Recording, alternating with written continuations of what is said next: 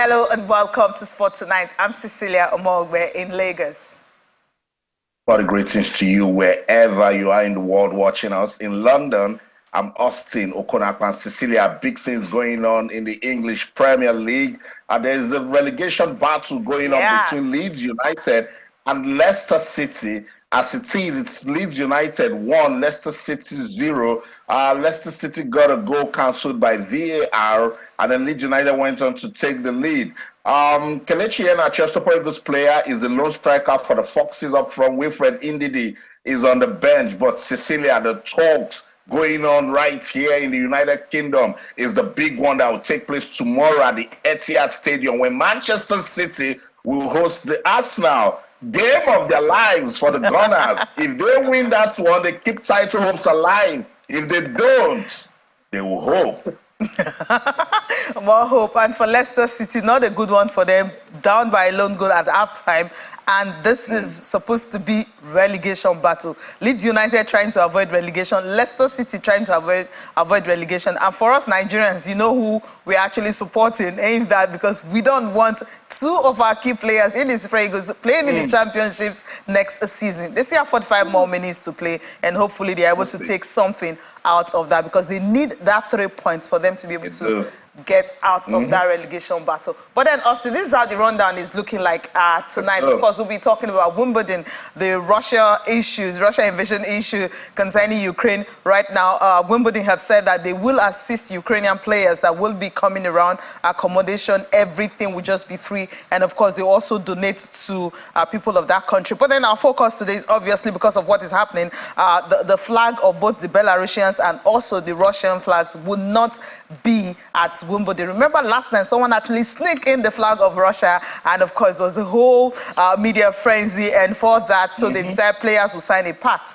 and they've done that today. We'll also be talking about NPFL, of course. I mean, business ends of it, match day 15 will get us talking. And you mentioned the big one, title decider, but both coaches are not agreeing to it. They said it's a very important game, but not title decider, because they still have 7 more games to play. We'll touch down on that. And we'll also touch down on, of course, other games across Europe.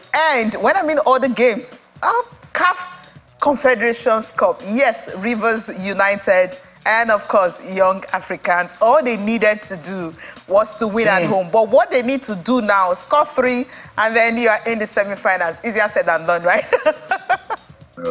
But this is what it's looking like tonight. But then let's start off with Wimbledon, of course. What really happened this afternoon at Wimbledon, where at All England Club, they've decided that Russian players, Belarusian players, yes, they can play, but they will play as neutral. They will no longer, represent their country. They're going to be playing as neutral, but their flag will not be anywhere seen at all. So that's why they've asked the players to actually sign a declaration that they will not support the war in Ukraine. They will not bring in their flag, and other issues concerning these Russian players. Remember last year, we didn't see Daniil Medvedev, we didn't see Victoria Azarenka. These are some of the star players coming from these two countries. Victoria Azarenka, of course, from Russia. Sabalenka, we didn't also see her from Belarus. These are some of the players that we did not see. So right now, we'll be seeing all the players from these two countries, but then the issue now is their flags will not be there. So let's take a listen to Sally Bolton, CEO of All England Club, All England Lawn Tennis Club, and also Ian Hewitt, the chair of All England Lawn Tennis Club. Our grounds entry terms and conditions have been updated for this year, and that will prohibit any Russian or Belarusian flags being brought into the grounds, as well as any other symbols or signs of support for the war or the two regimes. So, as I talked about earlier, our security arrangements are amended each year alongside a threat and risk assessment, if you like. And so the gate teams will be well briefed on what can and can't come into the grounds. I think, as you probably know, there's 3 main limbs to the declaration. The first is that they confirm that they will compete as a neutral, so no country name or flag denomination. That statements of support for the regime, the two regimes, or the war are prohibited, as are players being in receipt of funds either from those two states or from businesses closely related to those two states. We consider these to be the appropriate arrangements for Wimbledon this year. Arrangements being made with the full support of our UK government and the international stakeholder bodies of tennis. I can assure you it was a very difficult decision in exceptionally challenging circumstances. It does not lessen in any way whatsoever our total condemnation of Russia's invasion of Ukraine.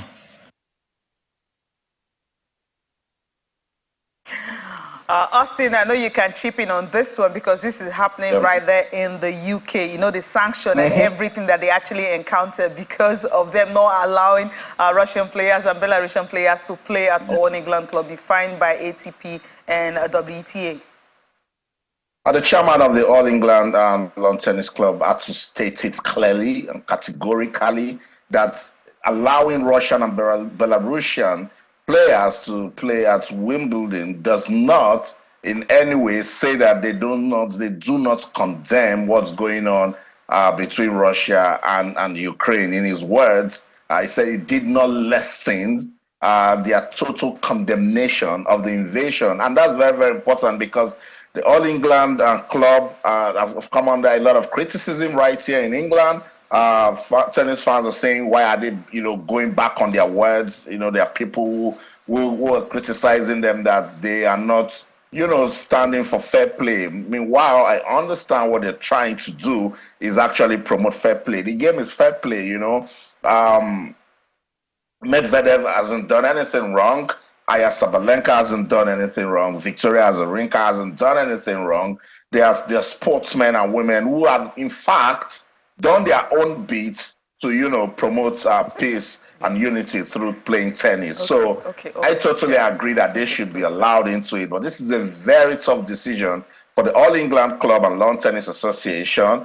And it's good that they are also funding accommodation for Ukrainian players, and they are donating more than £500,000 to Ukraine relief after this very difficult decision. But Cecilia, the show must go on. The game is the game, and in sports, the game is fair play. So it's good to see these guys come around. If Medvedev come on to win in Wimbledon, it will tell a very loving story. It can even be used as a model to, stop this invasion that is happening in Ukraine. So I welcome it, but let's just hope that this decision will not hurt the competition or drop the quality, Cecilia.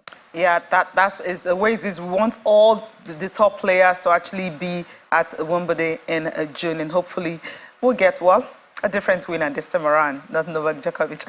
All right, Austin, let's bring in Fisayo Diary, who happens to be chief football writer of ACLsport.com. He will be joining us to take a review of what happened in the game between Rivers United and Young Africans. We're expecting Rivers United to win this game because Stanley Neguma talked about changing tactics, but then somehow injuries happen, and he has actually said because of the injuries to some of his key players, and that's the reason they couldn't win that game. Remember Austin in that particular game, I think not until the 74th minute before the Congolese guy who scored both goals, before he was able to score his first goal, they head on, but somehow it just wasn't enough. So when you don't have your key players around and you have injury worries, that's what happened to Rivers United. Injuries happened and they lost at home. Right now, they're walking a very, very tight rope.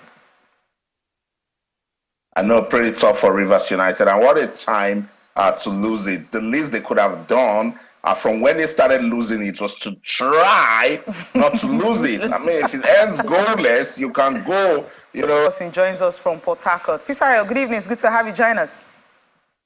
A very good evening to you, Cecilia, and good evening to you, Austin. So good to see your wonderful faces this evening.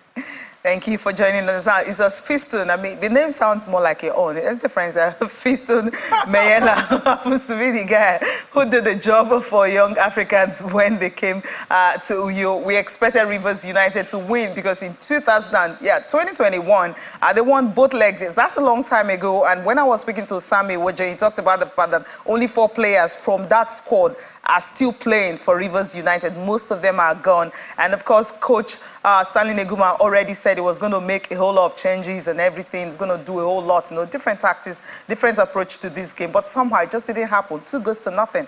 As a whole mountain to climb in the second leg. Yeah, it is. So Rivers United have a huge mountain to climb. And I must say that, I was inside the stadium that Sunday afternoon, and I must admit that an aggregation of factors led to Rivers United's capitulation on a tour where they've grown so strong in recent years. Even in league games, they've always done well away from home against teams based in New York. But on that Sunday, the kickoff time was 2 p.m. The players, and I tell you, the weather was very, very scorching. There were 3 water breaks during the game. That's for you to imagine such sweltering conditions. Around that hole in the second leg. I am one of the biggest optimists you can ever encounter in the world of football. But this one, it's just like when that Nigeria, I don't know who sang that song, he said, superiority law. This one don't go. Austin, I know you will have 1 or 2 questions for Fisaya. It's abominable when you're playing at home to lose, this sort of encounter at the time they did it. You mentioned Maurice Chukwu missing, Paul Akwa missing. You also, questioned the recruitment made by Rivers United. But let's look at this team. Let's say those guys are still missing. For Sunday, doesn't Rivers United have the sort of team that can impress in Dar es Salaam? It makes the task even more arduous. Yes, Maurice Chukwu will be back because he had three suspension due to 3 yellow cards. So Ukeme Williams, and that was actually the point where Rivers United lost it on Sunday. Having missed Onoja, Ukeme Williams has been one of their best players in continental football this season, a very creative midfielder. He got injured in the first half. So at that point, you really feared for Rivers United. But the guy is gradually returning to training. So, and I heard Onoja is also returning, but you wonder if they will be at the required physical level for that return leg. So these are some of the things that made me to think that there is no way back, because playing at the Benjamin Mkapa Stadium in Dar es Salaam, where they're going to be facing a vociferous home crowd, it's going to be a different ballgame. If it was 1-0 or even a goalless, we can still hope against hope. But to overturn a 2-0 deficit at home it's going to be very, very, very difficult. Let's talk about young Africans. Yes, they came to Uyo and they did a good job by getting the win, but they are a team that also they can be slippery, and sometimes you can catch them on the counter. Yes, they win 2-0. Do you think that can make them a bit complacent? Can Rivers United also be motivated and see if they can, do something to catch these guys the same way they were caught in Uyo? Yeah, that's a very good question. Just that element of complacency always rears its ugly head in African football.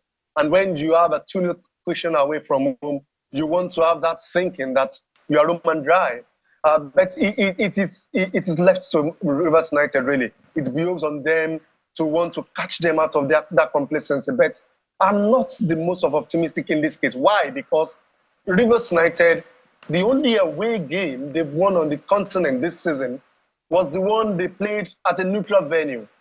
And that was away to the Congolese side, DSC Motema Pembe, played in Dage, where I think, I was telling someone this afternoon, if we looked at, in the last 5 years, every Nigerian team, with the exception of 2018, when Enyimba got to the semi-final and were beaten by Raja Casablanca in the Confederation Cup, every Nigerian team that managed to get to the group stage of the Confederation Cup always exits the tournament at the quarter-final stage. It's just something. That's our level.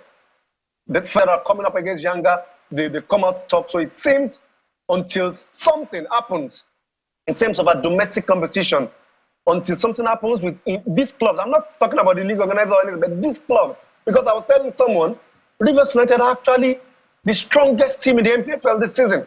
I've watched as much as 15 of the NPFL sides, and no team can stand Rivers United at this point. Now, they have faced a team from Tanzania, not from Algeria, not from Morocco, not from Egypt. From Egypt. And they've been badly exposed. So it shows that we still have a lot to do at that level of our football. So much to do. Cecilia, I don't know if you have so much to talk about this. I was hoping we could get into the NPFL because Fisaya also follows that. So Let me let you do that. Yeah, let's get into the NPFL games that were decided this weekend, match day 15. Of course, you know, Benin Insurance, the second stanza, they finally got their first win. Okay, this is the table. We'll just take a look at. There you have the results, match day 15, starting up with Group A. Aqua United and Kwara United. That game ended in favor of Kwara United. And of course, Plateau United and Nasarawa, it was just 1-0. And after winning this game, I mean, they gave them 100,000 naira each. That's a good one. Shooting Stars, I don't know what they've eaten this time around. The new bounce they are having, it's working so well for them against Gombe United. They won 3-0. Eimba, I mean, they had to salvage a draw at home against Remo Stars. Benin Insurance and Economy Warriors, their first win in 6 matches after 5 consecutive draws. It ended 2-1, of course, in favor of the home side. Let's flip over to Group B. The games we have: Dakada and Endumu Rangers settled for a 1-1 draw. Doma United and Bayelsa United. Doma United, they are flying. It ended 2-1. And Niger Tornadoes and Abia Warriors 3-0. Of course, these were the biggest winners. Niger Tornadoes and Shooting Stars, biggest winners of the weekend. Sunshine Stars and Lobby Stars. This game ended in favor of Sunshine Stars. Battle of the Stars, of course, Sunshine Stars had to take that one. But then when you take a look at the table that we saw earlier, how is it looking like before we bring in Fisayo to this one? Let's just quickly take a look at the table. But okay, we can't have that now, but we need to go on a break. After the break, we'll take a look at the table.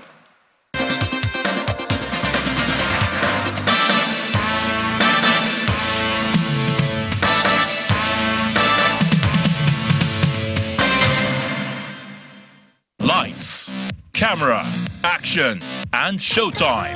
This is a big win for my generation of Africans all over the world. You don't need no other body. I want you to listen to me well. The movies in the beginning was I was the lover man. Some amazing talent in Nigeria who born, raised, they never left, they're there. Shawty want $1 million. Watch entertainment news on Channels Television at these times.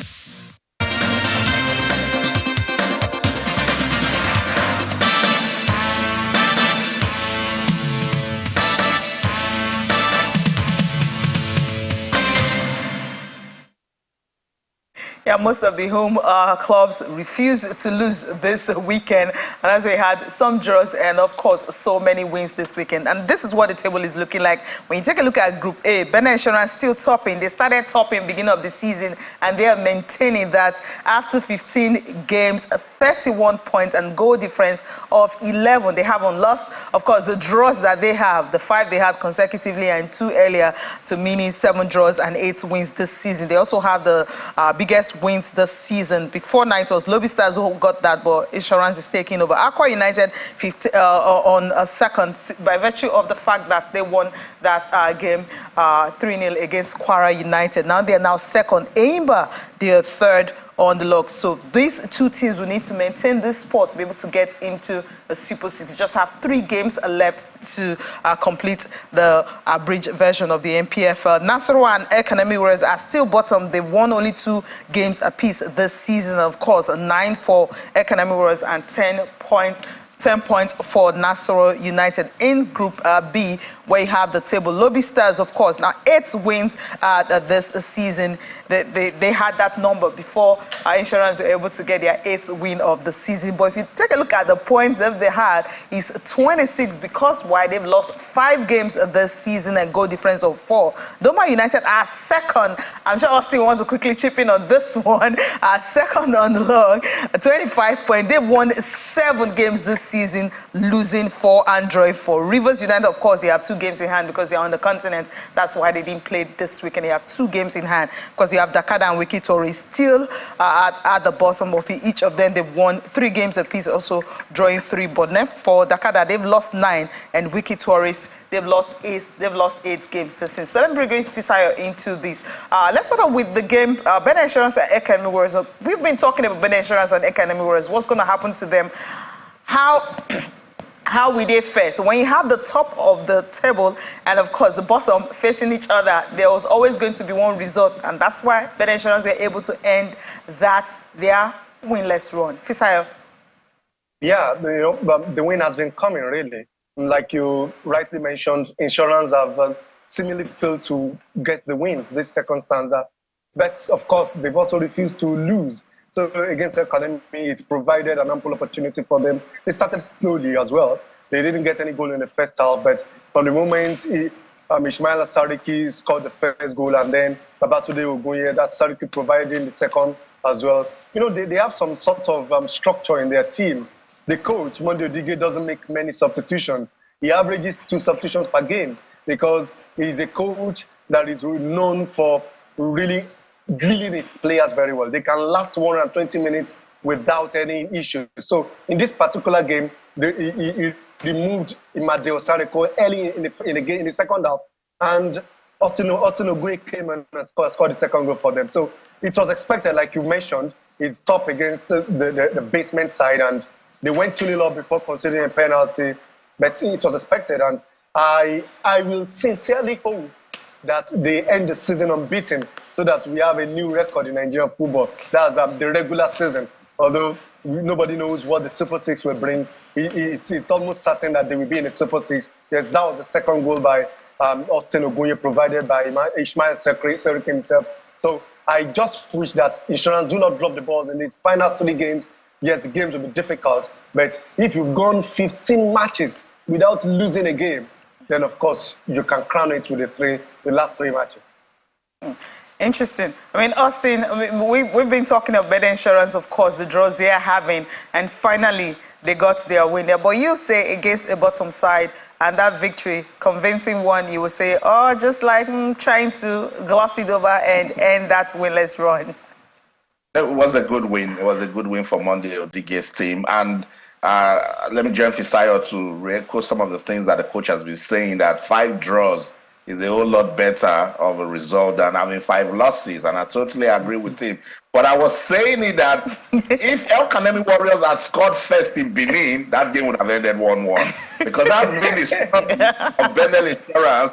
You score them, and then they keep it late and find a way to come back, and then they can't score again. But the moment they opened scoring, and then Austin Ogunye doubled the lead, I knew they were going to, go on to win. It's been very difficult to, catch Bendel Insurance when they are leading. It was only Shooting Stars. I think when they went to Ibadan, that game ended 2-2. That Shooting Stars fight back. Fine run for Bendel Insurance. Give them their flowers. They've done so well. Apart from what the state government is doing, you can see the work Monday Odige has done to this team. Look at that Austin Ogunye's goal. You can tell that that's proper training ground work. Look at their last match. Look at that comeback goal. You can tell that that was proper training ground work. So they are getting better as a team. I really wish this wasn't an abridged season. I would have loved to see the quality of this Bendel Insurance side, but it is what it is. We're going to take what they've given to us with the abridged season and see what the Super Six will bring. Still talking about what happened in Group A. I don't know what Fisayo Daira has to say, but I saw Taye Murtala's goal for Aqua United in their win, and I said that goal, Fisayo, can make a blind man see. I was at the stadium for that match yesterday as well. And, Adewale Adeyinka was in goal for Kwara United. He left Aqua United at the end of last season. So he really came prepared. There was the first attempt on target for Aqua United by Solomon Chigozem in that game. The way he handled it, the way confidently that today I'm here for you. But I tell you, that effort by Taye Murtala, it's not the first time he's scoring that kind of goal this season. And unfortunately, I'm always in the stadium whenever he scores such a goal. I remember against Shooting Stars of Ibadan, he also had a war with that from 25 years. And that goal yesterday was still rising into the roof of the net. What a brilliant effort it was from the right back, who actually hit that from the left side of the post. So from that moment, Aqua United did not look back, because Aqua United, in the first 5-10 minutes, struck passes together. They were going to show them that, today is not going to be easy, but that goal just gave them the necessary fillip they needed. And the fans, it was just raucous from that moment on. And Aqua United stepped on from there with 2 more goals, although they considered early in the second half. It was comfortable enough in the end for them. It was, and that put Kwara United in a very difficult place for a team that, was pretty impressive last season. Now going through what they're going through has been a problem for the team. Let's talk about Shooting Stars before we go to Group B. I listened to Benga Ogumbote with their new form. He said, look, if the position to get into the Super 6 comes, we'll take it. Yeah, you know, they sort of left it late, and it's expected because Ogumbote has been ringing the changes for the team. He brought in over 20 players, and at the start of the season, mid-season, he brought another additional 10 or so. So sometimes you need time to gel, to come together. And, you know, if you are, the fear of the abridged league has been the beginning of wisdom for many teams. And it has been the albatross for many of the teams. The moment you lose the first game, that's why you have to commend teams like Aqua United. Look at Venezuela Insurance. They won the first game away from home. They never looked back from there. Teams like Shooting Stars, the moment they failed to win their first game at home, there was problem. There was panic. It happened to so many of the clubs. And that's why they're just gradually picking up. Some of the new players, Tamara Ezekiel joined from Kwara United in mid-season. Ikowe Mutin came back from Europe. Has been starting at left back. Okemuti Oda has also joined the team. He's been doing well in goal. So all these changes by Ogumbote, like we mentioned, Austin earlier on, that about insurance, that, or maybe it was Cecilia, that if it were to be a marathon season, you could have enjoyed these teams more. Yeah. So for now, it's just for them to escape relegation, to remain in the league this season. Yeah. So that next season, when we hopefully having a lengthier season, it was the same sentiment echoed by Abdul Kaba yesterday after their game against the Dakada, that now that we thought we would be in the top 3, but let's just avoid that relegation next season and carry on with our project. Sure. Interesting. Let's just take a look at this other game, Plateau United and Nasarawa United. Yes, that game, there was always going to be one result, maybe because of the form of Nasarawa United. I mean, 2 wins this season. Nerot Silas was the one who scored the only goal. Just 12 minutes into the game, they scored that goal. And, of course, they decided to sit back, absorb the pressure, and at the end of the day, they got all 3 points. And according to Coach Fidelis Lechukwu, he says that was what was important for him. They needed the 3 points. They needed that. But the coach of Nasarawa United, he's not so confident. Talking about Abubakar, he feels that, well, it's only God that can help them to survive a relegation, literally. Let's take a listen to both talking about the game of the weekend.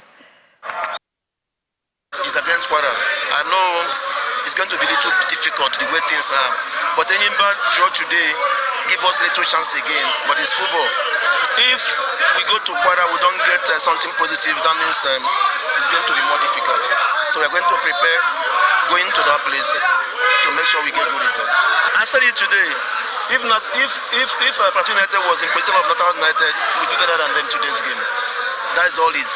That's how it's supposed to be. Every team battling relegation is supposed to be better than any other team because they have to show everything hard to make sure that they get what you want. But we are playing with caution because we want to just get a goal and sit on that and try to know if we can get another one. That's what we did today. And I think we achieved getting the 3 points, which is most important in football. Well, it's football. I cannot predict tomorrow and next tomorrow in football. That is how the things come. And we make preparation toward this match very serious. But that is how God makes the result. The boys played very, very well, and they played to instruction, and that is what I want from them. They didn't play the way they were playing, even though my boys played better than them. It's just the result that changed the game like that, but they didn't play well today. Yeah, he feels if Plateau United had played very well, maybe the goals would have been more, but Nasarawa United played better, but somehow the wins haven't been coming for them this season. Let's quickly go to the English Premier League because time you first spent. Once you have Fisai on this show and you want to talk about NPFL, you can use the whole hour to talk about NPFL. Let's move to the star game for Wednesday night. It's a star game, but most of the managers are not looking at it like that. Talking about Pep Guardiola and Mikel Arteta. There you have the fixtures for Wednesday. Nottingham Forest and Brighton, Chelsea and Brentford, West Ham and Liverpool, Manchester City and Arsenal. So this is the game we're focusing on tonight because, yes, coaches say it's not title decider, but that's what some people are feeling is title decider. First, we'll listen to Mikel Arteta talking about the importance of this game to the team and what they can do to ensure that they get the victory. And, of course, I'll see how the title race will pan out. You look at the numbers, it's there's no comparison with anybody else. But this as well, he's able to produce that because the setup is done in the right way for him. The players that he got around him, the way he's coached, obviously the qualities that he has. So it's a lot of things that have to be in their way, and they have, even with him, a capacity to play in different ways, because when they play really far from your goal, they have the capacity to exploit open spaces, and when they are attacking low blocks, now they have a different threat because they are a very physical team right now. We have work in their threats as well as we have work in their weaknesses, and we know where they are. The issue with a team that City is that it starts with the goalkeeper, and he's a threat when the ball is with him, and you have to control every single one. But just focus on us. We know what they want to do, what they're going to try to do. They can do various things. They can play with a box inside. They can play with a diamond. They can build the game with three. They can be asymmetric on one side. They can put Bernardo on the right and then play a diamond there and put Walker higher. They can do so many things that you have to be adaptable. So I think you have to focus on certain principles to try to take the game where you want. It's going to be a tough night and challenge, yes, but the opportunity is incredible for us. And we knew from the beginning, you want to win a Premier League, you have to go to Spurs and you have to beat them. You have to go to Chelsea and you have to beat them. You have to go away from them and you have to beat them. And this is what we've been doing. That's why we are here. And now we have to go to City and you have to beat them. You want to be champion, you have to win those matches. It's as simple as that. Yeah, interesting. Austin, it's like he's afraid, right? No, it's not like he's afraid. He's just trying to give Pep Guardiola and Manchester City the respect that they deserve. They're a fantastic side, but it was also realistic. For you to win the English Premier League, you must beat the big teams. You should be able to beat Manchester City at the Etihad, beat Chelsea at Stamford Bridge, beat Liverpool at Anfield, go to the Theatre of Dreams and beat Manchester United right there at Old Trafford. So that's Mikel Arteta being real. At the same time, he understands that it's going to be very tough, and it is going to be very tough because at the moment, I don't think any team in Europe can stop Manchester City. They are in good form. They are playing to instructions properly. They are getting their pressing game to perfection. In fact, let's listen to Pep Guardiola. He's speaking ahead of that game against Arsenal. And now we know exactly what we are playing for. So it's many years, many months to arrive in this part of the size of the league, to have the chance in our hands. Of course, they have the chance in their hands too, because if they win, they will depend on them. The destiny will be in their hands. But if you win, definitely the destiny will be in our hands, and we win this opportunity for tomorrow, for the 7 games left that still we have. It was a really, really important game because we can get points and our biggest opponent this season cannot get it. But focus what you have to do. We play 2 times this season, in the past as well, but especially two times this season, and FA Cup, I think so, and it was a really, really, really tight games and really, really difficult. Not decisive because there's still many tough games for both sides. We have more games to play, but we cannot deny how important it is. The perfection doesn't exist in football, so you cannot be perfect and win the game. So. Yeah, Arsenal obviously in the race to regain the top spot, to see how reclaim, the positions that they had before. Fisayo, before we wrap up the show, it's a big game tomorrow night and Wednesday, Arsenal and Manchester City. Arsenal already letting the title slipping away gradually from their grasp. Yeah, that's the main problem. As an Arsenal fan, they are having this feeling of cracks all over the places. Because when you drop points against West Ham United, you drop points at home against Southampton, the bottom side, you fear for what will happen against a team as instructively brilliant as Manchester City. And, City, they've won the league times and times again. And so they have that experience at this stage of the season compared to the Arsenal squad that has young talents that are, of course, obviously punching above their weights this season. So it's going to be very difficult for Arsenal. That's why you could hear what Arteta was saying. City can play a lot of way. You don't know how they're going to combat. You just have to focus on your game. If they are going to be able to do it on the night, it's going to be very difficult. And I don't think that Arsenal will come out unscathed from that game because City have the momentum across competitions. They're doing well in the FA Cup at the weekend. They tossed Sheffield apart in the Champions League. They annihilated Bayern Munich at the Etihad. So here they are against Arsenal. You just expect them to do the job. Yeah, I expect them to do the job. Fisayo, thank you so much for joining us on the program tonight. Thank you for having me. Yeah, Austin, let's wrap this up. I mean, Man City, Arsenal, Chelsea also playing tomorrow against Brentford. Yeah, big London derby, you know. I'm looking forward to that one. Let's see if Frank Lampard and his team can put themselves together and some live results before we leave the show. Wolverhampton Wanderers, they won that one against Crystal Palace by 2-0. Good win for them. Cecilia, listen to this. It's Aston Villa 1, Fulham 0. What a fantastic run Unai Emery is already having at Villa Park. If Aston Villa win tonight, they climb to 5th on the log. Number 5 on the log. Fantastic result. It's now Leicester City 1, Leeds United 1. Leicester City fighting to stay relevant in the English Premier League. So this is not the sort of result they would have wanted, but it's better than losing right there against Leeds United. So that's it right here in London. I'm Austin Okonakpan. In everything you do, remember, keep talking sports. Bye for now. Right, that's it on the show. Thank you so much for watching. I'm Cecilia Omongbe. Have a good night's rest.